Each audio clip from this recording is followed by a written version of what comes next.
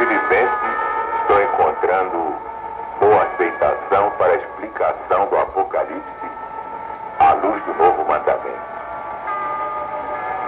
É que a maioria estava habituada a um Apocalipse católico, ou Apocalipse protestante, ou ainda o Apocalipse espírita. Mas nós, em obediência às normas estatutárias, não podemos, evidentemente, sair da nossa neutralidade. Não queremos ferir ninguém. Queremos dar o Apocalipse de Jesus. Por isso que é mesmo de Jesus, através do grande vidente psicógrafo que é João, o evangelista, o discípulo amado.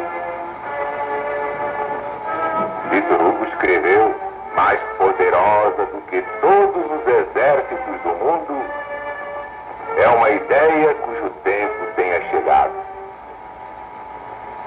E o novo mandamento é a ideia máxima, a última palavra de Jesus neste final de ciclo. É o caminho da realização da grande profecia do Redentor da humanidade. E haverá um só rebanho para um só pastor. Evidentemente, o pastor do rebanho único é Jesus, o Cristo, que nos deu pessoalmente seu novo mandamento. E sem este novo mandamento, não há religião, não há filosofia, não há ciência, não há política, nem Bíblia, nem Evangelho, nem Apocalipse. Principalmente agora porque Jesus está voltando. E é por isso que estamos levando a todo o Brasil o Apocalipse em espírito e verdade à luz do novo mandamento. Este Apocalipse, que é o último livro da Bíblia Sagrada, o livro das profecias finais. Vimos ontem o versículo 19, escreve as coisas que tens visto e as que são e as que depois destas hão de acontecer. Entramos hoje no versículo 20, o mistério das 7 estrelas que viste na minha destra e dos 7 castiçais de ouro. As 7 estrelas são os anjos das 7 igrejas e os 7 castiçais que viste são as 7 igrejas do Senhor. Ora, representar Jesus, o Filho do homem, isto é, Deus feito homem, com sua mão, apenas os ministros de 7 igrejas literais da Ásia Menor, andando apenas no meio dessas 7 igrejas, iria reduzir, sinceramente, as sublimes representações e declarações deste capítulo, como também dos seguintes, a maior das insignificâncias. O cuidado providencial e presença do Senhor não se exercem apenas junto de um número restrito de igrejas, mas junto de todo o seu povo, isto é, de toda a cristandade. E agora a cristandade como nós a vemos pela revelação do novo mandamento. Sois todos irmãos com diferentes nomes. Católicos, protestantes, espíritas, umbandistas, judeus, muçulmanos, esotéricos, teósofos ou teosóficos e assim por diante. Não podemos apenas olhar Jesus assim, não apenas no tempo de João, nem através de todos os séculos, mas o Cristo cósmico, enfeixando no regaço todas as suas ovelhas do mundo, com aquelas palavras que ainda estão dentro do nosso coração. Eu estarei convosco todos os dias até o fim do mundo. até a consumação dos séculos. Mas depois de apresentar o assunto do capítulo 1, com a referência geral às 7 igrejas, representadas pelos 7 castiçais, e aos missionários ou ministros ou responsáveis pelas igrejas, representados pelas 7 estrelas, João toma agora cada igreja em particular e escreve a respectiva mensagem, dirigindo-a em cada caso ao anjo da igreja, como está no original. Escreve ao anjo da igreja que está em Éfeso. Isto diz aquele que tem na sua destra as 7 estrelas, e que anda no meio dos 7 castiçais de ouro. Eu sei as tuas obras, o teu trabalho, a tua paciência. Sei que não podes sofrer ou suportar os maus. Puseste à prova os que dizem ser apóstolos e não são, porque tu os achaste mentirosos. E sofreste e mantens a paciência, e trabalhaste pelo meu nome e não te cansaste. Tenho, porém, contra ti que deixaste a tua primeira caridade, o teu primeiro amor. Lembra-te, portanto, de onde caíste e arrepende-te. Pratica as primeiras obras, senão, brevemente virei a ti, tirarei do seu lugar o teu castiçal, se não te arrependeres. Isto de bom tens, porém. Odeias as obras dos nicolaítas, as quais eu também odeio. Quem tem ouvidos, ouça o que o Espírito diz às igrejas do Senhor. Ao que vencer, eu lhe darei a comer o fruto da árvore da vida, que está no meio do paraíso de Deus. É muito interessante esta mensagem primeira, dirigida à igreja de Éfeso. A propósito do capítulo 1, versículo 4, foram apresentados alguns motivos pelos quais as igrejas, ou melhor ainda, as mensagens dirigidas a elas, deviam ser consideradas como proféticas, tendo a sua aplicação a 7 períodos distintos que abrangiam a era cristã. Podemos acrescentar agora que este ponto de vista não é novo nem local.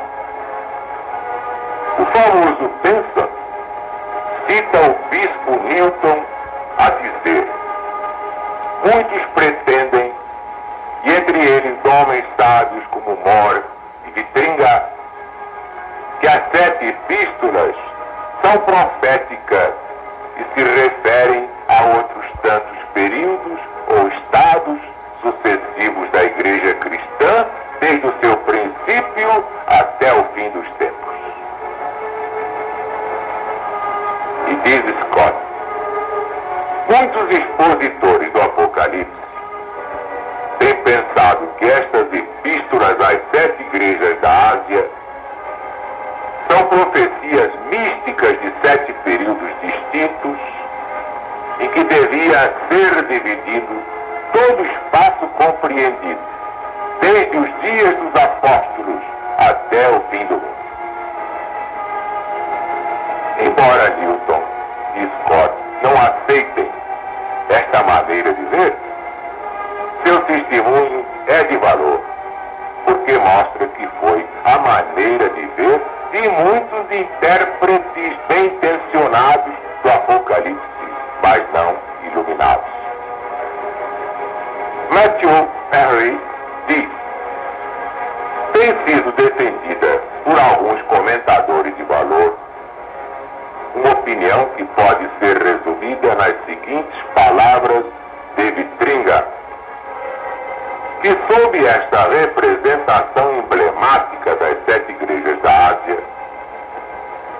Espírito Santo delineou 7 estados diferentes da igreja cristã que apareceriam em sucessão, estendendo-se até a volta de Cristo Jesus. Isto é, até a consumação de todas as coisas. Isto é apresentado em descrições tomadas dos nomes, estados e condições dessas igrejas, de maneira que pudessem contemplar-se a si próprias e ver tanto as suas boas qualidades como os seus defeitos. Finalmente, e que conselhos e exortações lhes eram apropriados. Ora, Vitringa apresentou um resumo dos argumentos que podem ser aduzidos em favor desta interpretação. Até que alguns deles são engenhosos, mas não são hoje considerados suficientes para apoiar semelhante teoria. Gill é um dos principais comentadores ingleses que adotam um modo de ver de que são profecias das igrejas do Cristo nos diversos períodos de tempo até que ele apareça de novo. Isto é, até o dia da sua volta. Lendo os autores citados meditadamente, nota-se que o que levou os comentadores dos tempos modernos a pôr de lado a ideia da natureza profética das mensagens às 7 igrejas foi a doutrina relativamente recente, sem base bíblica, do milênio temporal. O último período da igreja, como bem descrito no capítulo 3, versículos 15 a 17, pareceria incompatível com o glorioso estado de coisas que devia existir na Terra durante 1000 anos, com todo mundo convertido ao Senhor Deus. Daí, neste caso, como em tantos outros casos, o ponto de vista escriturístico dever julgar ao mais agradável. Os corações dos homens, como nos tempos antigos, ainda amam coisas aprazíveis e os seus ouvidos estão sempre favoravelmente abertos para aqueles que lhe falam de paz e de felicidade. Ora, a primeira igreja é chamada Éfeso.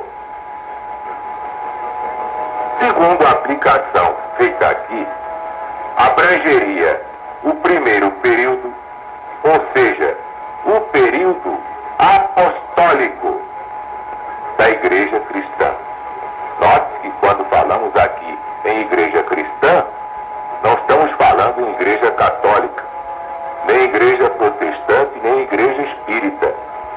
Para nós, igreja cristã é a cristandade toda. São todos os cristãos, sejam quais forem as religiões que adotem. Vejam bem a amplitude desta definição. Cristianismo para nós não é apenas catolicismo ou protestantismo ou espiritismo. Isto só serve para dividir nesta interpretação. Não. Todos aqueles que são realmente do Cristo, ou católicos, ou protestantes, ou espíritas, ou umbandistas, já estão salvos. Mas só Jesus pode saber quais são os 144 mil. Mas como dizia, a palavra Éfeso significa desejável, podendo ser tomada como um bom termo descritivo do caráter e condição da igreja em seu primeiro estado. Os primeiros cristãos receberam a doutrina do Cristo em toda a sua pureza. Gozaram os benefícios e bênçãos do Espírito Santo. Eles eram notados pelas suas obras, trabalho e paciência.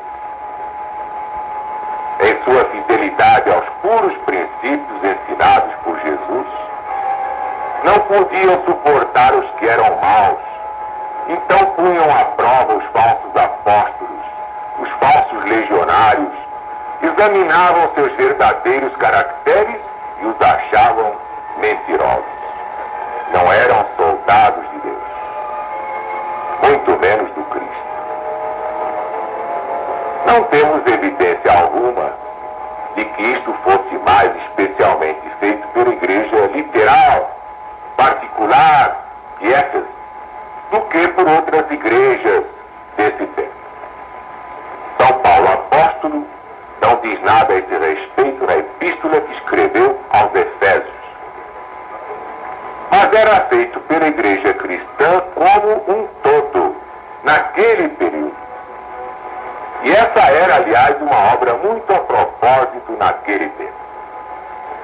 Basta verificar a segunda epístola aos Coríntios, capítulo 11, e os Atos dos Apóstolos de São Lucas, no seu capítulo 15, no versículo 2.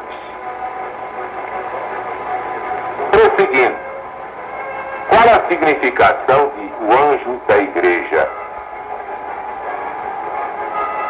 O anjo de uma igreja significa um mensageiro, um ministro, um emissário, um missionário, o responsável dessa igreja. E como cada uma dessas igrejas abrange um período de tempo, o anjo de cada igreja deve significar o ministério, o apostolado, a missão, o conjunto dos verdadeiros missionários do Cristo durante o período abrangido por essa igreja. As diferentes mensagens, posto que dirigidas aos ministros, aos missionários, aos emissários de Jesus, não podem ser aplicáveis somente a eles, porque o são com propriedade, dirigidas por meio deles à própria igreja, à cristandade. E o motivo da censura?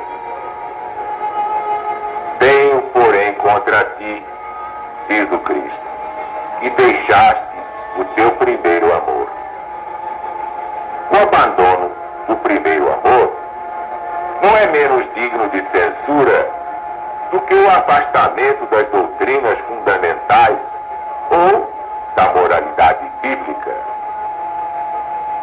Esta censura não se refere a uma queda da graça, nem à extinção do amor, mas à sua diminuição. Não há zelo, nem sofrimento que possa reparar a falta do primeiro amor, observa Thompson com muita felicidade. Na experiência cristã, nunca devia chegar o tempo em que, se alguém pedisse a alguém que mencionasse o período do seu maior amor ao Cristo, não pudesse dizer o momento presente. Mas se tal tempo chegasse, então devia lembrar-se de onde caiu, meditar, tomar tempo e juízo,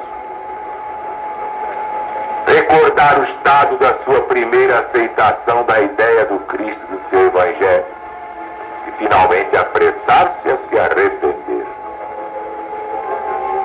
Voltar a dirigir os seus passos para esta desejável posição, integração no Cristo. O amor, como a fé, é manifestado pelas obras. Fé sem obras é morte. E o primeiro amor, quando alcançado, traz sempre consigo as primeiras obras de caridade. A caridade legítima. E esta ameaça? Se não, brevemente virei a ti e tirarei do seu lugar o teu castiçal, se não te arrependeres. Ora, esta vinda deve ser uma vinda figurada, significando uma visitação de castigo, tanto mais que é condicional. A remoção do castiçal significaria o fato de lhe serem tiradas à luz, e de lhe serem tirados os privilégios do Evangelho e confiados a outras mãos, se não cumprisse melhor as responsabilidades que lhe foram confiadas pelo Cristo. Isso é muito sério. Todos têm sua oportunidade, mas aproveitam ou não aproveitam. A missão é que não pode parar. Um falha, outro vem em seguida. Mas tendo em vista que estas mensagens são proféticas, alguém pode perguntar se o castiçal não seria sempre retirado de qualquer maneira, quer o missionário se arrependesse, quer não, porque essa igreja seria seguida pela igreja imediata, que devia ocupar o segundo período, e se isto não constituirá uma objeção contra o se considerarem essas igrejas como proféticas. Existe resposta? Sim. Eis a resposta. A expiração do período abrangido por qualquer igreja não é remoção do castiçal dessa igreja. Prestem bem atenção. A remoção do seu castiçal representaria o lhe serem retirados os privilégios que podia e devia desfrutar durante mais tempo. Seria a sua rejeição da parte de Cristo Jesus, tanto na igreja em conjunto, como os indivíduos, como seus representantes eventuais, como porta-luzes da sua verdade e do Evangelho perante o mundo. Dentre aqueles que professavam o cristianismo durante tal período, não sabemos quantos assim fracassaram, quantos foram rejeitados. Sem dúvida que muitos.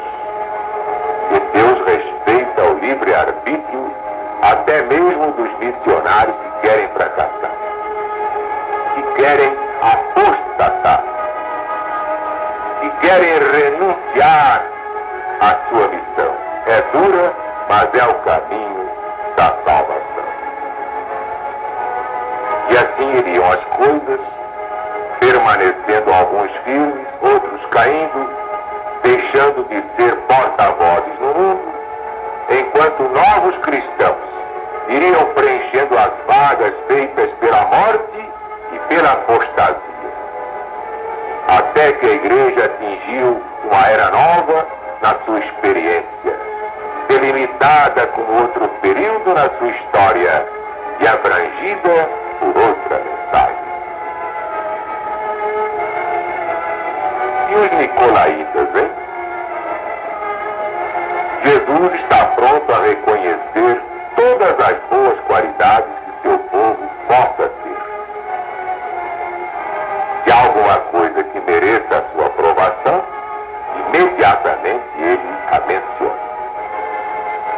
É o que vemos nesta mensagem à igreja de Éfeso, tendo mencionado primeiro seus bons traços, depois os maus, como se não quisesse passar adiante nenhuma das suas boas qualidades, menciona que eles aborreciam, isto é, rejeitavam as obras dos nicolaítas, os quais ele também aborrecia, isto é, detestava. No versículo 15, é de novo condenada a doutrina com as mesmas características. Parece que os nicolaítas constituíam uma classe de pessoas cujas ações e doutrinas eram abomináveis diante de Deus. Sua origem está envolvida em certa dúvida. Alguns dizem que procediam de Nicolau de Antioquia, um dos 7 diáconos. É o que se vê no livro dos Atos dos Apóstolos, capítulo 6, versículo 5. Outros que a sua origem era atribuída a ele só para se apoiar com o prestígio do seu nome. Finalmente, outros que aceita tomou o nome de um Nicolau de data posterior, e esta é a opinião mais correta. Acerca das suas doutrinas e práticas, defendiam a poligamia. Vejam bem, a poligamia, considerando o adultério e a fornicação como coisas indiferentes a Deus, e permitiam a todos comer coisas oferecidas e consagradas aos ídolos. Ora, devemos ver em Nicolau um nome simbólico, tal como Balaão, Antipas, Jezabel. Nicolau quer dizer conquistador ou triunfador do povo, versão grega do hebraico Balaão, senhor ou destruidor do povo. Sendo assim, os nicolaítas eram os partidários ou defensores do sistema iníquo, idólatra, que vários bispos procurariam implantar na Igreja Romana, chamado por São Paulo o Ministério da Iniquidade. Já então germinava. E 4 séculos mais tarde, atingia seu objetivo no período da Igreja, denominado Pérgamo. E é o que nós vamos ver. Mas vocês podem pegar muita coisa, recordando a epístola do apóstolo dos gentios aos Tessalonicenses, a segunda, no capítulo 2, versículos 1 a 10. O ministério da iniquidade, vejam bem. E também nos Atos dos Apóstolos de São Lucas, no capítulo 20. Lá está a semente nicolaíta.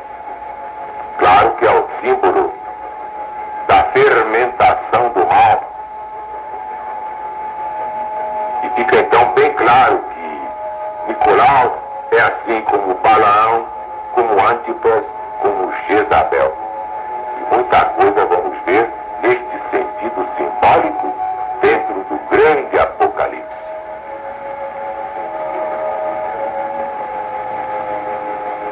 Quem tem ouvidos, ouça o que o Espírito diz às igrejas.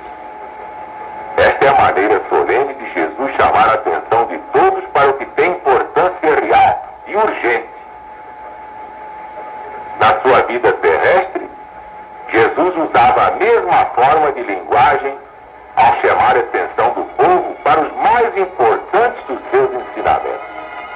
Por exemplo, quando se preocupou com a missão de João, o Batista, ele falou assim: quem tem ouvidos de ouvir, que ouça. Isso é muito importante. Para quem quiser verificar, está no Evangelho segundo São Mateus, capítulo 11, versículo 15. E, finalmente, a promessa ao vencedor. Mas aqui, chegamos ao fim deste capítulo. A promessa ao vencedor, nós falaremos dela amanhã, neste programa que chegou na hora. Jesus está voltando. Glória a Deus nas alturas e